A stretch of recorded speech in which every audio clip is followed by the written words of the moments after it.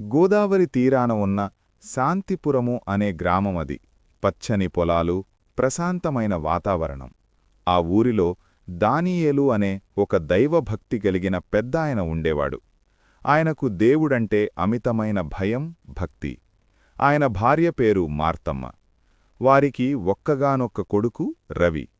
దానియేలు ప్రతిరోజూ ఉదయాన్నే లేచి తన కుటుంబంతో కలిసి ప్రార్థన చేసేవాడు. ఆయన ఎప్పుడూ ఒక మాట చెప్పేవాడు: యెహోవాయందు భయభక్తులు కలిగియుండుట తెలివికి మూలము. సామెతలు 1:7. రవి చిన్నప్పటినుంచి సండే స్కూలుకు వెళ్లేవాడు, పాటలు పాడేవాడు. కాని యవ్వనంలోకి అడుగుపెట్టాక రవి ఆలోచనలు మారాయి.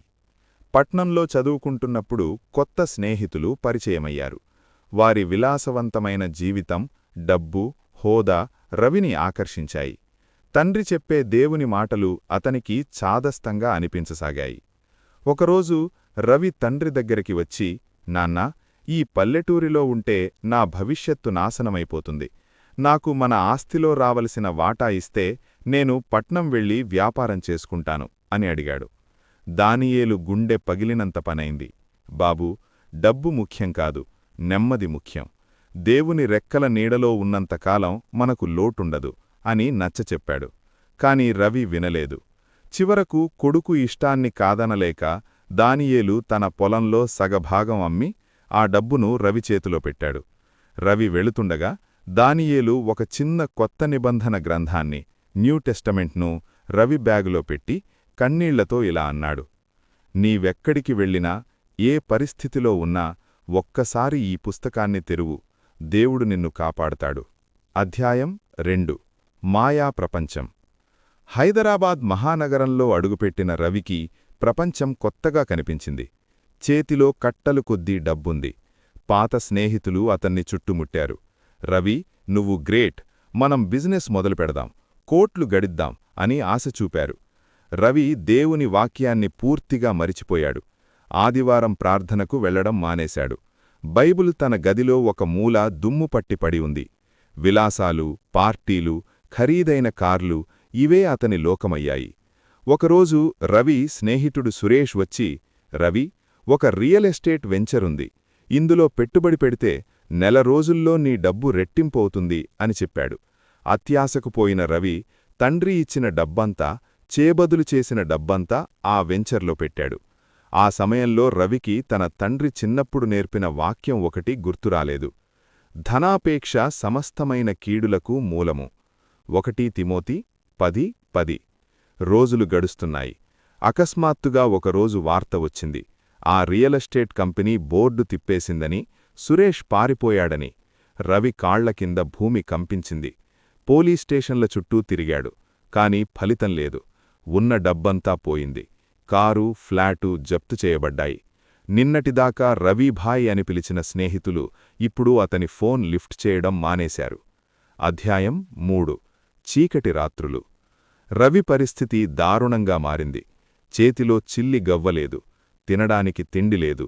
ఆత్మగౌరవం అడ్డొచ్చి ఊరికి వెళ్లలేకపోయాడు. చివరకు బ్రతకడానికి ఒక చిన్న హోటల్లో ప్లేట్లు కడిగే పనిలో చేరాడు. ఎంగిలి మెతుకులు తినాల్సిన పరిస్థితి వచ్చింది. రాత్రులు ఫుట్పాత్ మీద పడుకుంటున్నప్పుడు దోమలు కుడుతుంటే కంట్లోంచి నీరు కారేది. నా తండ్రి ఇంట్లో పనివాళ్లు కూడా నాకంటే బాగా తింటున్నారు, నేనెందుకిలా అయిపోయాను అని రోధించేవాడు. ఆకలి, అవమానం అతన్ని కృంగతీశాయి. ఒక వర్షం పడుతున్న రాత్రి చలికి వణుకుతూ తన పాత బ్యాగును వెతికాడు. అందులో అడుగున తన తండ్రు పెట్టిన చిన్న బైబిలు దొరికింది. దానిమీద పడిన దుమ్మును తన చిరిగిన చొక్కాతో తుడిచాడు. వణికిపోతున్న చేతులతో పేజీలు తిరిపాడు. అతని కళ్ళు 119వ కీర్తన మీద పడ్డాయి. శ్రమ కలుగక మునుపు నేను త్రోవ విడిచితిని, శ్రమనొందియుండుట నాకు మేలాయను, దానివలన నీ కట్టడలను నేను నేర్చుకుంటున్నాను. కీర్తనలు 119, 67, 71. ఆ మాటలు రవి హృదయాన్ని తాకాయి. దేవా, నేను నిన్ను విడిచిపెట్టాను, అందుకే నాకు ఈ గతిపట్టింది. కాని ఇంకా నన్ను ప్రేమిస్తున్నావా అని ఏడ్చాడు. అప్పుడు మత్తయి సువార్తలోని యేసుప్రభువు మాటలు అతనికి కనిపించాయి. ప్రయాసపడి భారం మోసికొనుచున్న సమస్త జనులారా, నా యొద్దకు రండి, నేను మీకు విశ్రాంతి కలుగచేస్తాను. మత్తయి 11:28 ఆ రాత్రి ఆ ఫుట్పాత్ మీద రవి మోకరిల్లి గట్టిగా ఏడ్చాడు. ప్రభువా, నన్ను క్షమించు, నేను పాపిని, నా తండ్రి దగ్గరికి వెళ్లే ధైర్యం నాకివ్వు అని ప్రార్థించాడు. అక్షణమే అతని హృదయంలో ఒక తెలియని నెమ్మది కలిగింది. అధ్యాయం 4 తిరుగు ప్రయాణం. మరనాడు ఉదయం రవిలో కొత్త బలం వచ్చింది. నేను నా తండ్రి యొద్దకు వెళ్ళి, నాన్నా, పరలోకమందున్న దేవునికి విరోధంగానూ నీ ఎదుటను పాపం చేసితుని, ఇక మీదట నీ కుమారుడనని అనిపించుకొనుటకు యోగ్యుడను కాను, నీ కూలివారిలో ఒకనిగా నన్ను పెట్టుకోమని అడుగుతాను. లూకా 15:18-19 అని నిర్ణయించుకున్నాడు. జేబులో ఉన్న చిల్లరతో బస్సు ఎక్కాడు. ఊరు దగ్గరపడుతుంటే గుండె దడదడలాడింది. ఊరు జనం నన్ను చూసి నవ్వుతారేమో, నాన్న నన్ను గెంటేస్తాడేమో అన్న భయం వేసింది. ఊరి పొలిమేరల్లోకి రవి అడుగుపెట్టాడు. బట్టలు మాసిపోయున్నాయి, గడ్డం పెరిగి చిక్కిపోయున్నాడు. కాని దూరంనుంచి ఇంటి వరండాలో కూర్చుని రోడ్డువైపే చూస్తున్న ఒక వృద్ధుడు కనిపించాడు.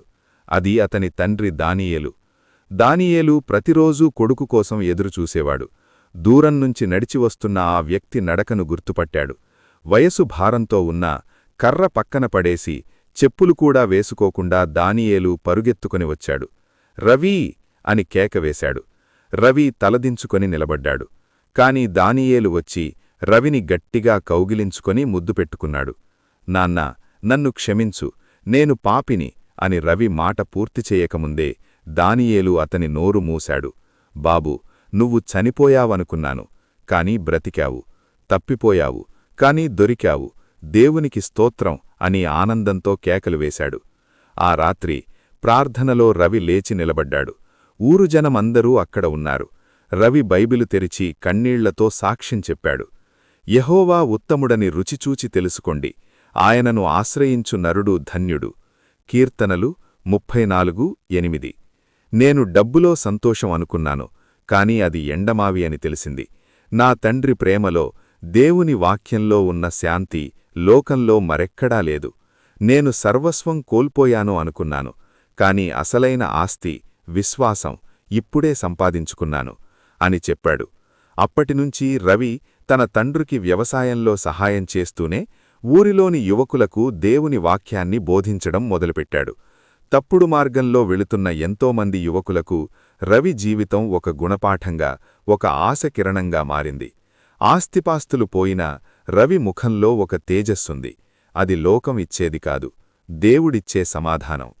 దేవుని ప్రేమించువారికి, అనగా ఆయన సంకల్పము చొప్పున పిలువబడిన వారికి మేలు కలుగుటకై సమస్తమును సమకూడి జరుగుచున్నవి. రోమీలు 8:28. ముగింపు. దేవుని కృప. కాలం గడిచింది. దానియేలు వృద్ధాప్యంతో దేవుని దగ్గరకు వెళ్ళిపోయాడు. రవి ఇప్పుడు ఆ ఇంటికి పెద్ద దిక్కు. ఒకప్పుడు ఆస్తిని నాశనం చేసినవాడు ఇప్పుడు దేవుని ఆశీర్వాదంతో రెట్టింపు ఆస్తిని, అంతకంటే మిన్నగా ఆత్మీయ సంపదను కూడబెట్టాడు.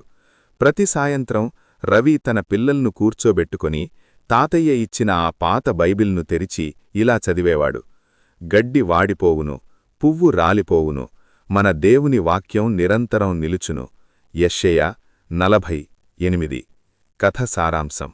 ఈ కథ మనకు నేర్పేది ఒక్కటే: మనం ఎంత దూరం వెళ్ళినా, ఎంతగా పడిపోయినా దేవుని కృప మనల్ని లేవనెట్టుతుంది. పశ్చాత్తాపం అనేది ఆశీర్వాదాలకు ద్వారం. తల్లిదండ్రుల ప్రార్థనలు ఎన్నటికీ వ్యర్థం కావు.